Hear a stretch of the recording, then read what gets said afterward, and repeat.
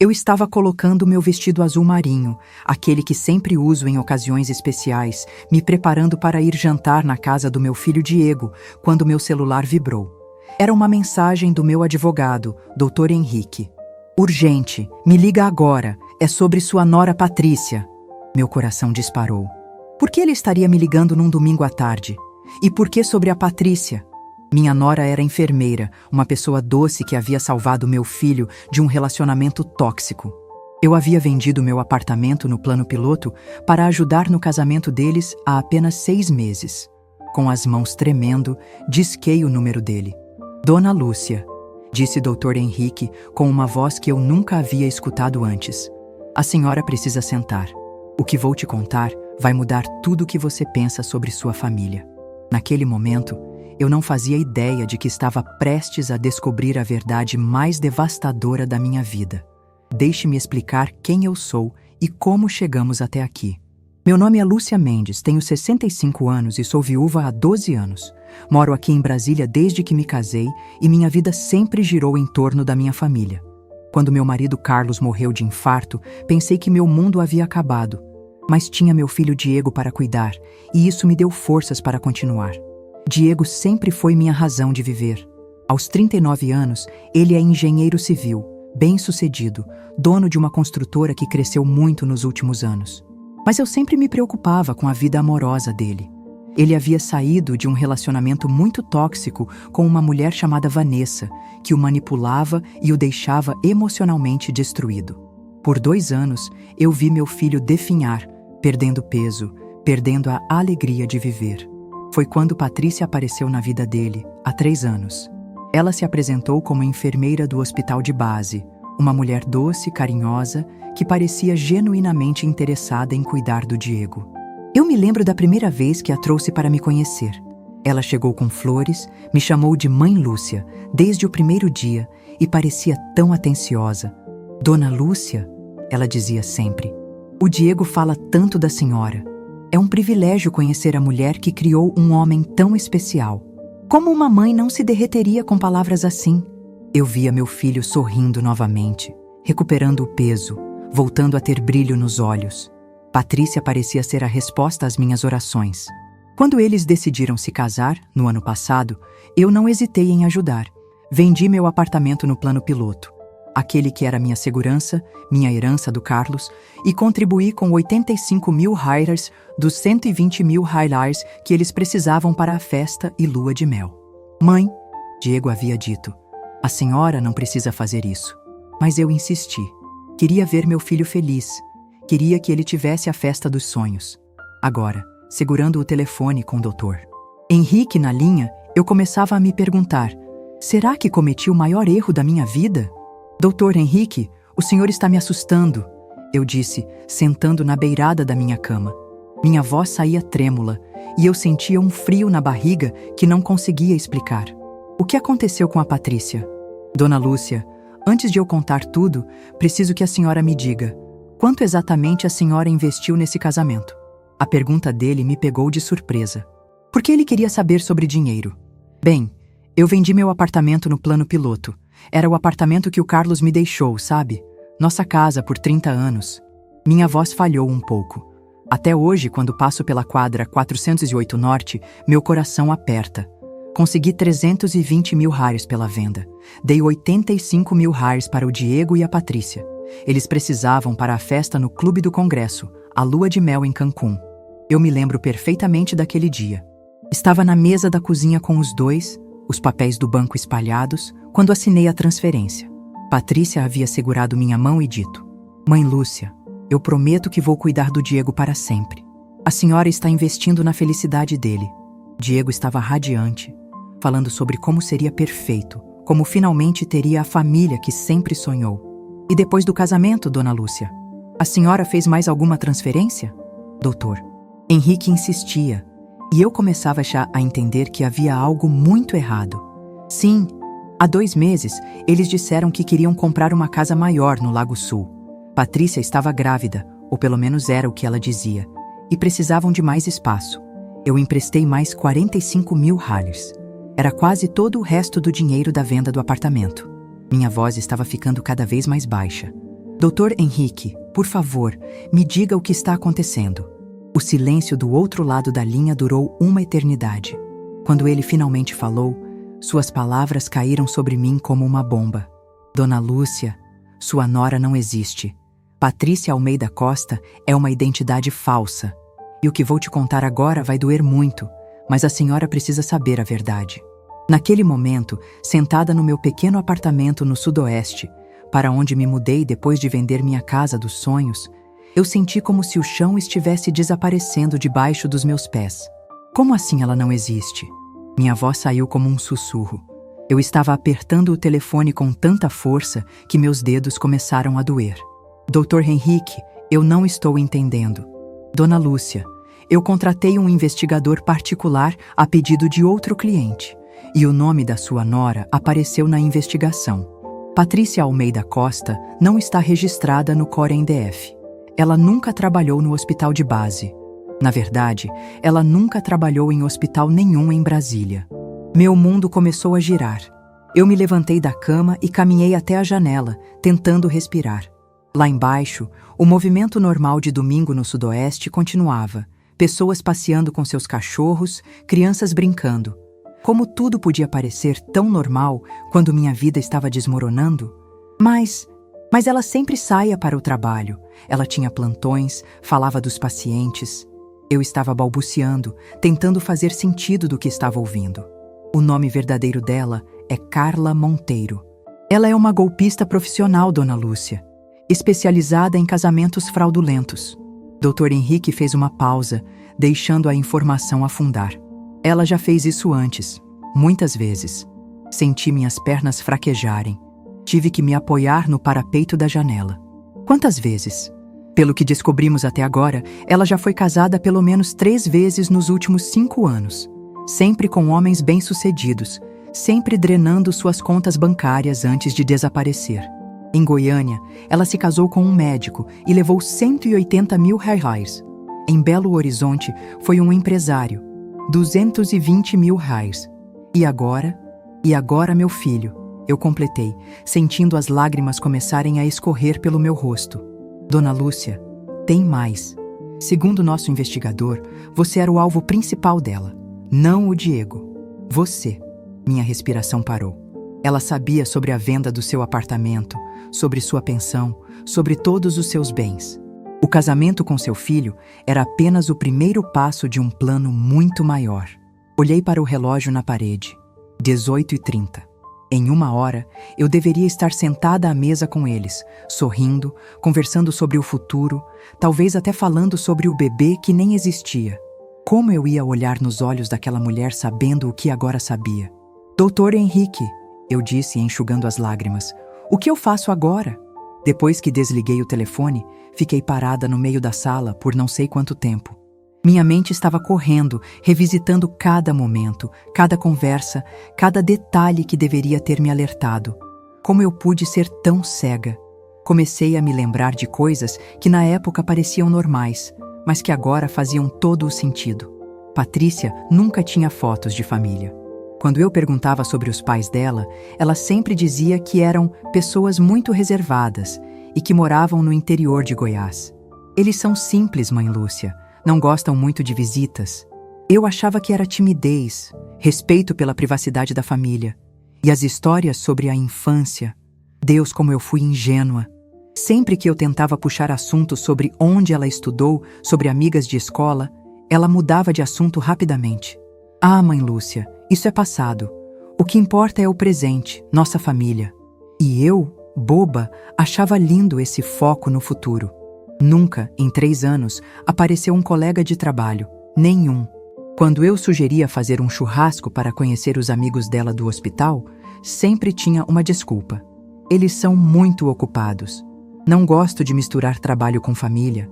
Prefiro que nossos momentos sejam só nossos. Na época, eu pensava que ela era uma pessoa íntima, que valorizava a família acima de tudo, e a casa do Diego, meu Deus, como eu não percebi? Em 6 meses de casamento, ela havia transformado completamente a casa dele. Todas as fotos que ele tinha comigo e com o pai foram reorganizadas para um canto discreto. Os móveis que ele amava foram trocados por outros mais modernos. Até os livros dele desapareceram. É importante que a casa reflita nosso novo começo, ela dizia. E eu, como uma idiota, achava que era amor. As ligações, Jesus, as ligações. Ela sempre atendia o telefone longe de nós. É do hospital, vocês sabem como é sigilo médico. E saía para o quintal ou para o quarto. Quantas vezes eu vi Diego com cara de interrogação quando ela fazia isso? Mas ele nunca questionava, estava tão apaixonado. A suposta gravidez. Ela havia anunciado há 2 meses, mas nunca mostrou exames, nunca quis que eu fosse junto nas consultas. O médico é muito rígido com acompanhantes por causa da Covid, ela dizia. E eu, ansiosa para ser avó, acreditei em cada palavra. Peguei meu celular e olhei para a mensagem que Diego havia mandado mais cedo. Mãe, a Patrícia está fazendo aquele escondidinho que você ensinou. Mal posso esperar para jantar com vocês duas. Meu coração se partiu. Meu filho não fazia ideia de que estava casado com uma mentira ambulante. Como eu ia contar para ele? Como eu ia destruir a felicidade dele mais uma vez? Cancelei o jantar. Mandei uma mensagem para Diego dizendo que estava com dor de cabeça e que conversaríamos no dia seguinte. Não consegui dormir a noite inteira, ensaiando como ia contar tudo para meu filho. Como você diz para alguém que ama que a vida dele é uma mentira completa? Na segunda-feira de manhã, às 7h, eu já estava na porta da casa deles no Lago Sul. Meu coração batia tão forte que eu tinha certeza de que os vizinhos podiam ouvir. Toquei a campainha e Diego abriu, ainda de pijama, com cara de surpreso. Mãe, que susto! Aconteceu alguma coisa? Ele me abraçou e eu quase desmoronei ali mesmo. Como eu ia quebrar o coração desse homem que já havia sofrido tanto? Diego, preciso conversar com você. A sós.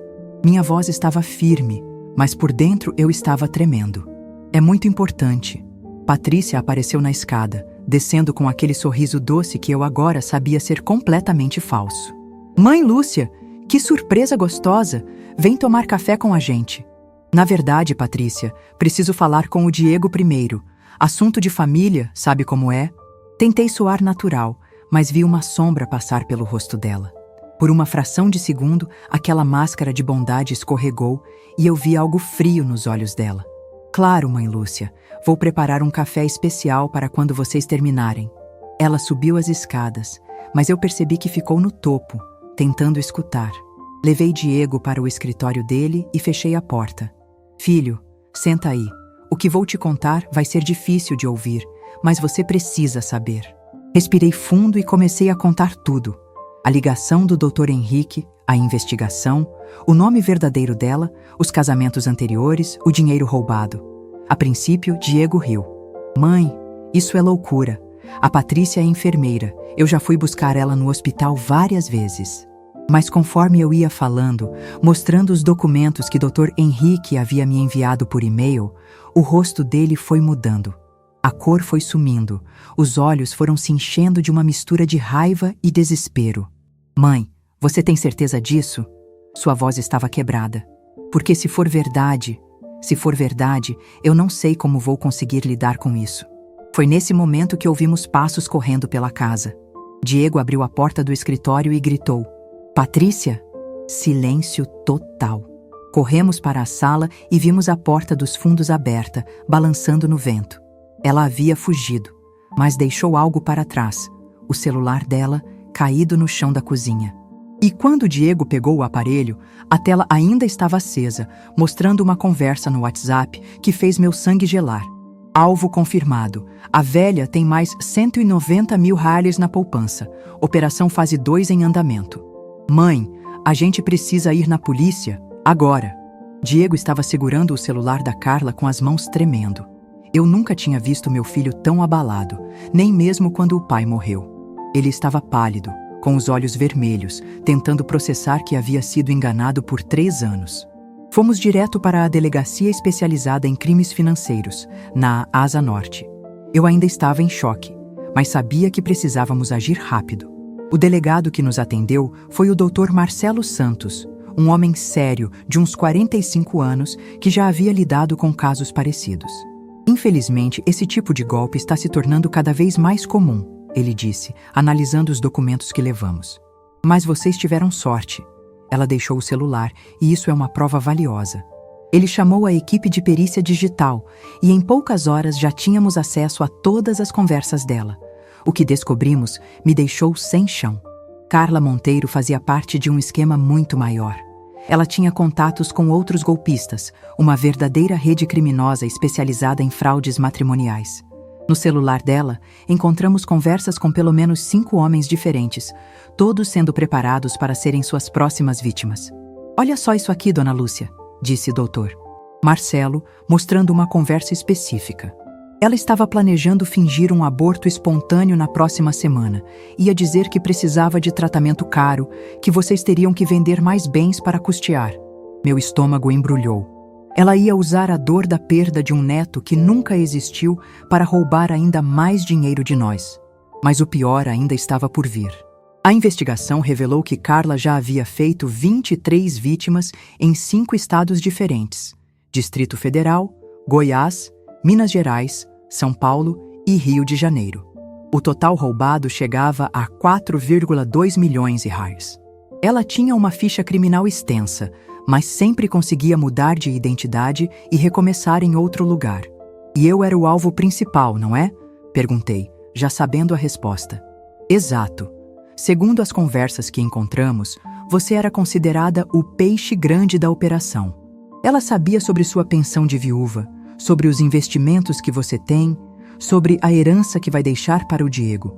O plano era drenar tudo aos poucos, ao longo de anos. Dr. Marcelo fez uma pausa.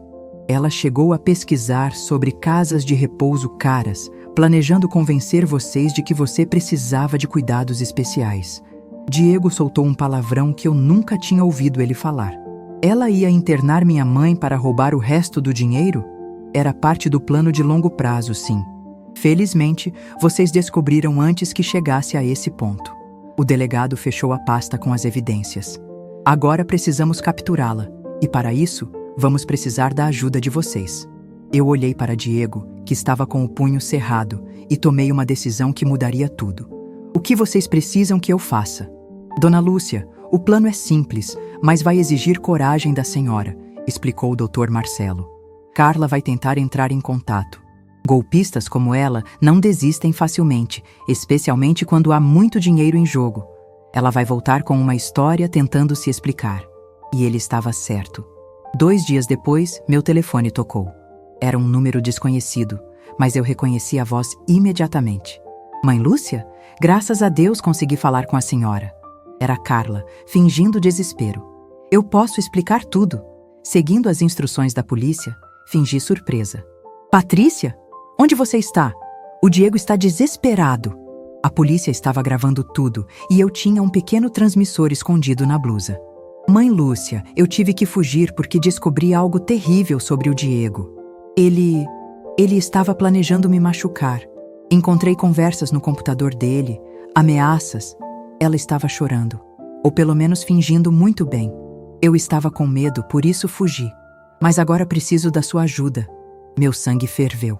Ela estava tentando jogar meu próprio filho contra mim, fazer eu acreditar que Diego era violento. Que tipo de ameaças, filha? Perguntei, tentando manter a voz calma. Ele descobriu sobre minha família, sobre meu passado, coisas que eu escondi porque tinha vergonha. Meu pai era alcoólatra, minha mãe me abandonou. Eu menti sobre algumas coisas porque queria ser aceita por vocês. Que atriz! Se eu não soubesse a verdade, talvez até acreditasse. Marcamos de nos encontrar no Shopping Brasília, na praça de alimentação, no dia seguinte às 15 horas. Venha sozinha, mãe Lúcia. Não conte para o Diego ainda. Eu preciso explicar tudo para a senhora primeiro, e depois a gente decide como contar para ele. No dia seguinte, cheguei ao shopping 1 hora antes. A equipe da polícia já estava posicionada. Agentes disfarçados de clientes, seguranças infiltrados, até uma equipe da perícia, esperando em uma van no estacionamento. Eu estava nervosa, mas também determinada. Essa mulher havia destruído minha família, roubado nosso dinheiro, brincado com nossos sentimentos. Carla chegou pontualmente às 15 horas. Ela estava diferente. Cabelo cortado e tingido de loiro, óculos escuros, roupas mais simples, mas era ela. Quando me viu, correu e me abraçou, chorando. Mãe Lúcia, obrigada por vir. Eu sabia que a senhora ia me entender. Sentamos em uma mesa e ela começou sua performance. Falou sobre como Diego era controlador, como ele verificava o celular dela, como ele havia ameaçado machucar ela se descobrisse sobre o passado. Disse que estava grávida de verdade, mas que tinha perdido o bebê por causa do estresse.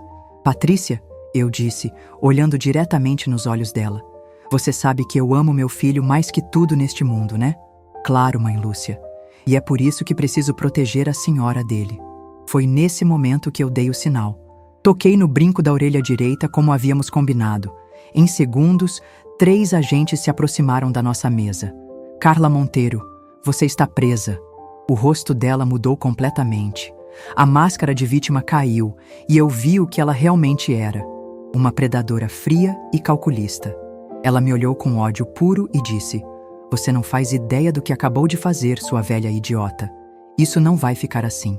Mas já era tarde demais. As algemas já estavam em seus pulsos. 6 meses se passaram desde aquele dia no shopping. Hoje, enquanto escrevo esta história, estou sentada na varanda do meu novo apartamento no Sudoeste. Menor que o anterior, mas escolhido por mim, não por necessidade. É incrível como a perspectiva muda quando você recupera o controle da sua própria vida. O processo contra Carla está em andamento. Ela foi indiciada por estelionato, falsidade ideológica, formação de quadrilha e abuso financeiro contra idosos. A investigação revelou que o esquema dela era ainda maior do que imaginávamos. 31 vítimas confirmadas, 6,8 milhões roubados ao longo de 8 anos. Conseguimos recuperar 70% do nosso dinheiro através do bloqueio das contas dela e de seus comparsas. Diego está fazendo terapia. No início, ele se culpava por ter sido burro demais para perceber. Eu disse para ele que amor não é burrice, é confiança. E pessoas como Carla são especialistas em explorar justamente isso. Nossa capacidade de amar e confiar. Ele está se recuperando aos poucos, voltando a sorrir, voltando a ser o homem que eu criei. Mas a verdadeira reviravolta desta história não foi a prisão da Carla. Foi o que aconteceu 3 semanas atrás. Eu estava organizando os papéis do processo quando encontrei uma carta que havia chegado pelo correio. Era de uma mulher chamada Helena, de Goiânia. Ela havia visto a reportagem sobre o caso no jornal e decidiu me escrever. Dona Lúcia, dizia a carta, meu nome é Helena e eu também fui vítima da Carla Monteiro. Ela se casou com meu irmão em 2019 e roubou 340 mil derrares dele. Meu irmão entrou em depressão profunda e ele não conseguiu superar. Se suicidou 6 meses depois que ela desapareceu. Meu coração parou. Eu li a carta 3 vezes antes de conseguir processar. Carla não era apenas uma golpista. Ela era indiretamente responsável pela morte de pessoas. Helena continuava. Quando vi que vocês conseguiram prendê-la, chorei de alívio. Meu irmão finalmente teve justiça. Foi nesse momento que tomei a decisão mais importante da minha vida. Com parte do dinheiro recuperado, criei uma ONG chamada Rede de Proteção Familiar. Nosso objetivo é identificar e ajudar vítimas de golpes matrimoniais, oferecendo suporte psicológico, orientação jurídica e, principalmente, um lugar onde essas pessoas possam falar sem julgamento. Hoje, 6 meses depois, já ajudamos 47 famílias. Tenho uma equipe de 12 voluntários, psicólogos, advogados, investigadores aposentados. Diego se tornou nosso coordenador financeiro. Descobrimos que nossa dor tinha um propósito maior. A última vez que vi Carla foi na audiência, há 2 semanas. Ela me olhou com o mesmo ódio daquele dia no shopping. Mas eu não senti raiva, senti pena, porque percebi que no final das contas, ela era a pessoa mais pobre naquela sala. Rica em dinheiro roubado, mas pobre em tudo que realmente importa. Amor verdadeiro, família, propósito. Quando saí do tribunal, Diego me esperava na porta. Mãe, ele disse me abraçando. Obrigado por ter salvado nossa família. Eu sorri e respondi. Filho, quem salvou nossa família foi o amor. E isso ninguém nunca vai conseguir roubar de nós. Hoje sei que meu instinto materno não estava errado naquele domingo, quando recebi a ligação do Dr. Henrique. Estava apenas direcionado para a pessoa errada. Agora, protejo não só meu filho, mas dezenas de outras famílias também. E essa é a vingança mais doce que eu poderia ter. Transformar nossa dor em proteção para outros. Carla queria destruir nossa família para roubar nosso dinheiro. No final, ela fortaleceu nossa família e nos deu um propósito maior. Às vezes, as maiores traições nos levam às maiores vitórias.